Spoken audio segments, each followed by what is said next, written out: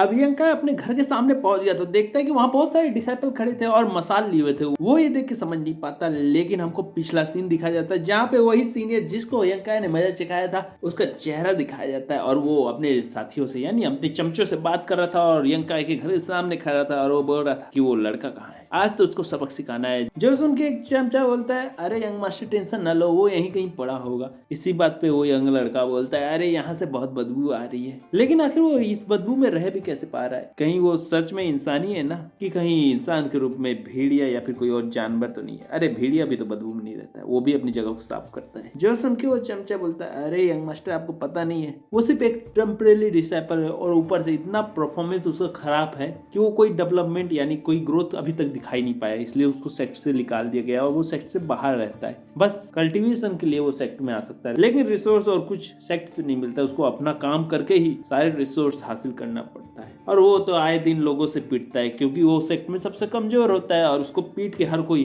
Point कमाना चाहता है और इसलिए वो अपनी झोपड़पट्टी को साफ नहीं कर पाता क्योंकि हमेशा पीट के पड़ा रहता है और उसके बाद काम में चला जाता है, तो उसके पास समय ही नहीं रहता है, इसलिए तो यहाँ इतना बदबू आ रहा है। ये सुनकर सीनियर से बोलता है इसकी हालत तो बेहद ही खराब है, मैं तो इसको सोच रहा था कि थोड़ा ठीक ठाक होगा, मेरे से पंगा ले रहा है तो कुछ तो ताकत होगा, ये तो हर किसी से पीटता है और इतना कमजोर भी है और ऊपर से सेक्ट ने भी इसको निकाल दिया है, इसका मतलब इसकी परवाह कोई नहीं करता और ये कोई गरीब बेबस कमजोर लड़का है। चलो मेरा काम आसान हो गया, आज इसका हाथ पैर तोड़ के मैं यहीं पे छोड़ देता हूँ। और ये बोल के वो यंका को चिल्लाने लगता है और बोलता है यंका है बाहर निकलो अभी इसी समय, तुमने मुझसे पंगा लेकर अच्छा नहीं किया, आज तुमको सबक अच्छा सिखाऊंगा। लेकिन भाई कोई क्या ही कर सकता था, यंका अंदर ही नहीं है, इसको ये समझ में नहीं आ रहा और वो लगातार चिल्ला रहा था और गुस्से में आग बबूला होने लगा। बोला कि ये लड़का मुझसे डरता नहीं है, इतना कमजोर होके भी अंदर छुपा बैठा है, आज मैं इसको अच्छा सबक सिखाऊंगा और सेक्ट से बाहर निकाल के फेंक दूंगा और मैं फिर चैन की सांस लूंगा, लेकिन ये अभी निकल क्यों ना। ये बोल के वो अपने चमचे को बोलता है जाओ अंदर से उसको निकाल के लाओ और वो चमचा बड़ा उछल के अंदर जाता है, लेकिन अंदर तो यंका ही नहीं मिलता है। और फिर चमचा आगे बोलता है यंग मास्टर अंदर तो कोई भी नहीं है, लगता है मुझको कि वो डर के आपसे भाग गया है। इस पे बाकी डिसाइपल बोलते हाँ 3 दिन से यंका है, मुझको भी कहीं नहीं दिखा है, लगता है वो यंग मास्टर शू से डर के अब सेक्ट छोड़ के आखिरकार भाग ही गया है। ये सुन के दूसरा डिसाइपल बोलता है अरे वो डर के कैसे नहीं भागेगा, आखिर यंग मास्टर शू ग्रेट सन है ग्रेट एल्डर की, तो यंका भी स्वाभाविक है डरेगा ही। और ये सुनने के बाद चेहरे से पता चल रहा था कि यंग मास्टर शू को अपनी बड़ाई सुनना अच्छा नहीं लग रहा था, लेकिन उन सबको डायरेक्ट चुप कराने के लिए कुछ बोल नहीं सकता था, तो वो चिल्ला के बोलता है जल्दी से एक मसाल लाओ, मैं उसके घर को ही जला के बदला लूंगा और अपने गुस्से को शांत करूंगा, तो लाओ जल्दी से मसाल और मेरे हाथ में दे दो, मैं इस घर को ही जला के मिट्टी में मिला दूंगा। ये सुन के सारे डिसाइपल बोलते हैं सही बात है यंग मास्टर शू, सही बात है। और फिर सीनियर डिसाइपल शू को एक मसाल देते हैं और सीनियर डिसाइपल मसाल पकड़ के बड़ा खुश होता है और बोलता है यंका यंका यंका, भले ही तुम यहाँ से भाग गए हो, लेकिन तुम्हारी झोपड़पट्टी को जला के मुझे बहुत चैन मिलेगा। कि तभी उसके कंधे में एक हाथ पीछे से आता है और बोलता है भाई क्या हो रहा है यहाँ पे। ये सुनते ही यंग मास्टर शू बोलता है अरे तुमको दिख नहीं रहा है, अभी तो बताया कि यंका के घर को जला रहा हूँ, वो भाग गया तो क्या हुआ, उसके घर को जला के बड़ा मजा आएगा। और ये बोलते हुए वो उसकी ओर पलट के देखता है तो वो देखता है अरे यंका तुम। अब बाकी डिसाइपल भी देख के यंका को चौंक जाते हैं। ये सुनकर यंका बोलता है हाँ मैं, क्या हुआ, तुम सेक्ट से भागे नहीं हो, मुझको तो लगा था तुम भाग गए हो। ये डिसाइपल तो यही बोल रहे थे। इस पे यंग काय बोलता है मैं भला सेक्ट से क्यों भागूंगा, जिस पे यंग मास्टर शू बोलता है मुझसे डर के, और फिर यंग काय बोलता है तुम कौन सा शेर हो जो मैं तुमसे डर के भागूंगा। तो इस पे यंग मास्टर शू तुरंत झटक के बोलता है तो फिर क्यों छुप रहे थे, मैंने इतना चिल्लाया तुम मेरे सामने नहीं आए थे। तो यंग काय बोलता है कि मैं यहाँ थोड़ी था जो तुम्हारे बुलाने पे आ जाऊंगा, मैं तो अपना काम करने गया था, क्या दिन भर घर में बैठे रहूंगा, कोई काम धंधा नहीं करूंगा क्या सोच लिया, तुम्हारे जैसे ही सब अमीर हैं जो अपने दादा के पैसे में मौज करते हैं। और वो सब तो ठीक है, तुम्हें दिक्कत मुझसे है तो मेरे घर को क्यों जला रहे हो, पहले ये बताओ, क्या तुम इतने कायर हो गए, जल्दी से अब अपने मुंह से ही बोल लो। ये सुनते ही यंग मास्टर शू बोलता है मैं तुझसे नहीं डरता हूँ, चल मैं तेरे से लड़ने के लिए तैयार होता हूँ। जिस पे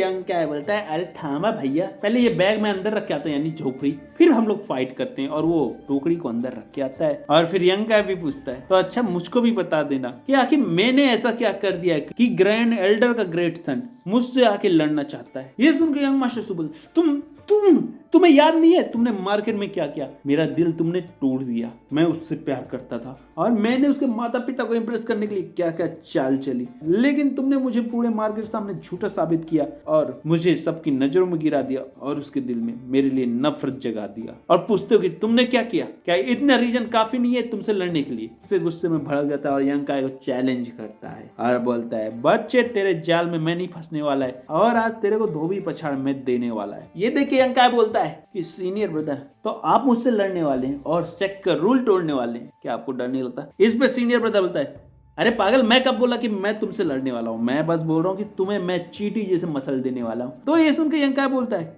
तो फिर कौन मुझसे लड़ने वाला है? तो इतना सुनते हुए यंग मास्टर पीछे देख के बोलता है, ये पीछे खड़े ना, वो तुमसे लड़ने वाले हैं, क्योंकि तुम तीसरे लेवल में हो और मैं 9वें लेवल में हूँ। तो मैं तुमसे तो नहीं लड़ सकता, लेकिन हाँ ये तो लड़ सकते हैं ना, और तुमको सबक सिखा सकते हैं। इतना ही यंग मास्टर शुरू बोलते हैं कि पीछे से जांग माओ आता है और बोलता है, सीनियर मैं आपकी मदद इस चींटी को मसलने के लिए करता हूँ। और वो आके सामने खड़ा हो जाता है और अब वो लड़का सीनियर के सामने आके यंग काई को धमकी देने लगता है और स्टाइल मारने लगता है। लेकिन यंग काई तो हाँ ठीक है बोलता है, क्योंकि उसका कल्टीवेशन लेवल तो अब बढ़ गया था ना और वो इन लोगों को किसी को नहीं पता था। और अब उन दोनों के बीच में लड़ाई वाला सीन चालू हो जाता है और पेड़ में वापस लड़की को दिखाया जाता है जो वहां पे आके बैठ जाती है और यंग काई की फाइट को नोट करने लगती है। और तभी वो सीनियर बोलता है, यंग काई तुम जूनियर हो, जूनियर तो तुम पे मैं एहसान करता हूँ और पहले 3 वार करने के मौके तुमको देता हूँ। जिस पे यंग काई बोलता है, सीरियसली ये मौका तुम मुझको देते हो? इस पे वो बोलते हैं, हाँ एक जूनियर के ऊपर मैं इतना तो तरस खा सकता हूँ। जिसको सुन के यंग काई थोड़ा सा बॉडी को हिलाता है और जबरदस्त स्पीड से आगे बढ़ते हुए एक मुक्का उसकी ओर बढ़ाता है। लेकिन जैसे ही पहला मुक्का पड़ता है वो कुछ समझ में नहीं पाता, लेकिन उसको दर्द होता है और वो लड़ने के लिए तैयार होता है। लेकिन दूसरा मुक्का पड़ते ही वो हवा में उड़ जाता है और बेचारा अभी भी कुछ समझ नहीं पाया था और लड़ने के लिए वो तैयार हो रहा था अपने दिमाग में। और इसी बात पे तीसरा मुक्का भी पड़ जाता है और वो वहीं पर गिर जाता है, जिसको देख के सब हैरान हो जाते हैं। और लेकिन एक सबसे बड़ा झटका उस लड़की को पड़ता है, क्योंकि बेचारी पेड़ से ये देख के चौंक के गिर जाती है और वो यंग काई को इसके लिए बुरा भला कहने लगती है। तुम लोग समझ रहे हो ना आखिर वो क्या कहना चाहती है। और इसी की आवाज से यंग काई का ध्यान उस पेड़ की ओर जाता है, लेकिन वो तुरंत छुप जाती है और वापस यंग काई को लगता है कि उसका वहम है, तो वो अपना ध्यान सू की ओर ले जाता है। ये सुन के सू बड़ा गुस्सा होता है और वहां से जाने लगता है, क्योंकि सेक्ट के रूल के हिसाब से अब उनमें से कोई भी 5 दिन से पहले यंग काई को चैलेंज नहीं कर सकता है और इसीलिए यंग काई को 5 दिन आराम करने का मौका मिल गया है और सू को ये पसंद नहीं आया। तो इसलिए सू जाते जाते बोलता है कि इस बार तो तुमने हमको चौंका दिया है, लेकिन अगली बार ऐसा कुछ नहीं कर पाओगे और हमारे हाथों मसले जाओगे। और इसी के बाद उस लड़की को दिखाया जाता है चोरी छुपे यंग काई की झोपड़पट्टी की ओर जाती है, लेकिन वहाँ कोई नहीं दिखता है। तो पीछे तालाब से जो आवाज आ रही थी उस ओर जाती है, तो वहाँ देखती है यंग काई नहा रहा था, जिसको देख के वो हैरान हो जाती है और शर्म से पेड़ के पीछे छुप जाती है और यंग काई को बुरा भला कहने लगती है। अब मेरे को बताओ यार तुम ही लोग कमेंट में, बेचारे यंग काई की गलती है क्या? वो चैन से अब नहा भी ना सके हैं और इसमें शर्म वाली बात भी क्या है? और इसी गुस्से के कारण वो पैर पटकती है जिससे लकड़ी टूट जाती है और यंग काई का ध्यान उसकी ओर चला जाता है, लेकिन वहाँ कोई नहीं दिखता है क्योंकि वो वहां से तुरंत गायब हो जाती है। और फिर वो मिस्टर मैंग के बारे में सोचने लगता है और बोलता है कि ये सब दवाई को मेरे को उनको तो देना है और पैसे कमाना है जल्दी से। यंग काई सीधा हाल की ओर पहुंचता है और अपनी पोट्री को टेबल में पटकता है, जिससे वो चौंक जाते हैं और बोलते हैं, अरे लड़के ध्यान से यार, ऐसे कौन पटकता है? और नींद में अच्छा खासा सो रहा था, मुझको डरा के जगाता है। तो यंग काई बोलता है, इतनी मेहनत से दवाई लेके आया हूँ, थोड़ा देख के मेरा जल्दी से जो मेरा पेमेंट है वो करना है यार। फिर आपको जो नौटंकी करना है करें, सोना है सोए या फिर मस्ती करना है करें, क्योंकि मुझको भी पता है कि आप सो तो नहीं रहे, कुछ और सोच रहे हैं। और इसके बाद वो सारी जड़ी बूटियों को सामने रख देता है, जिसको देख के एल्डर फ्लू भी मन में सोचते हैं, वाह क्वालिटी तो जड़ी बूटियों की अच्छी दिख रही है, ये लड़के ने सच में मेहनत तो की है। लेकिन वो यंग काई को ये नहीं दिखाते हैं और यंग काई को ठगने लगते हैं और बोलते हैं, अरे लड़के इतनी खराब जड़ी बूटियां लाता है, मैंने वादा किया था कि मैं इनके एक्चुअल दाम में इनको खरीदूंगा और जितना टोटल स्पिरिचुअल स्टोन होगा वो तुमको दे दूंगा, लेकिन अब मैं तुमको आधे दूंगा। अबे साले। और ये बोल के वो जड़ी बूटी को उठाते हैं और रखने जाते हैं। बेचारे यंग काई को क्या पता कि उसका आधा पेमेंट अभी तक एल्डर फू ने लूट लिया। और इतने में सारा पेमेंट का सेटलमेंट होने लगता है। तभी यंग काई बोलता है जो मैंने जड़ी बूटियां दी हैं उसमें से कुछ जड़ी बूटियां मुझको देना। जिस पे एल्डर फू बोलते हैं, अरे लड़के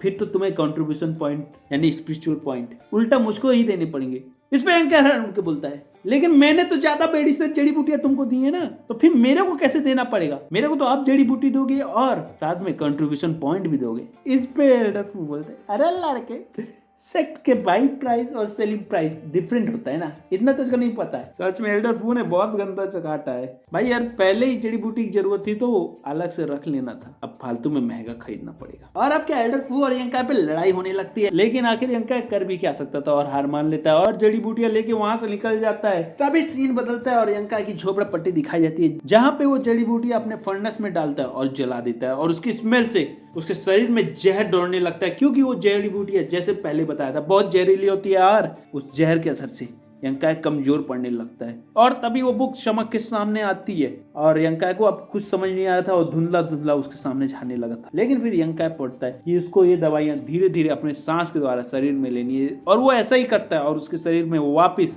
स्पिरिचुअल एनर्जी फ्लो होने लगती है और अब वो और स्पिरिचुअल एनर्जी अपने शरीर से रिलीज करने लगता है और उसके शरीर को ऐसा लग रहा था कि बहुत सारी सुइयां उसके शरीर में गड़ाई जा रही हैं और उसको दर्द हो रहा है। लेकिन आखिरकार सारे दर्द को झेलते हुए ब्रेक थ्रू करता है और उसकी स्पिरिचुअल एनर्जी स्टेबल होती है और साथ में उस जहर का असर खत्म हो जाता है। और इसी के साथ ये एपिसोड खत्म होता है। तो पसंद आए तो लाइक करो, सब्सक्राइब करो, घंटी बजाओ।